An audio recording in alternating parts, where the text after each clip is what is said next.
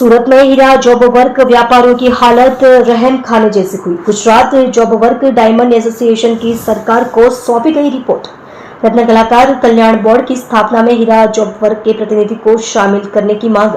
गुजरात में 5,000 से अधिक हीरा कारीगर जॉब वर्क कारखानों में 5 लाख से अधिक ज्वेलर्स को मिल रहा रोजगार।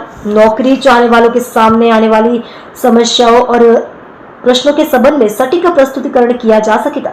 रत्न कलाकारों के बारे में सटीक जानकारी बोर्ड को उपलब्ध कराई जा सकेगी। वर्तमान में मंदी के दौर में सबसे अधिक श्रमिकों को रोजगार देने वाली फैक्ट्रियां शराब बना रही है। रत्न कारीगरों को उचित मूल्य नहीं मिलने के कारण रोजगार उपलब्ध कराने में भी कठिनाई हो रही है।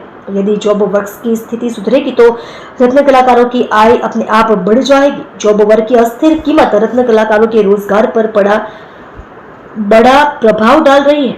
रत्न कलाकारों के सामने आने वाली कठिनाइयों पर सटीक जानकारी प्रदान की जा सकेगी। આપનો પરિચય? મારું નામ Rakeshbhai Kiritbhai Ghetiya, Gujarat job work diamond association પ્રમુખ। શું રજૂઆત એને અત્યારે આવે છે?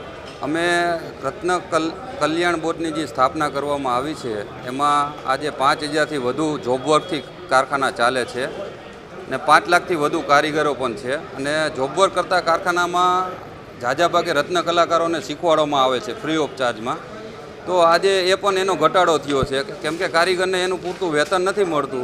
તો આ રીતના ચાલતું રહેશે તો કોઈ કારીગર જ નહીં હોય, તો કારીગર નહીં હોય તો કારખાનાનો જે ઉદ્યોગ છે એ ભાંગી જશે। જેમ કે એક વૃક્ષ છે એનું એક ઉદાહરણ તરીકે કહી શકીએ કે મૂળિયા એ કારીગર है, સ્થળ है એ કારખાનેદાર है, डाળી है એ વેપારી અને પાંદડા है એ કસ્ટમર है।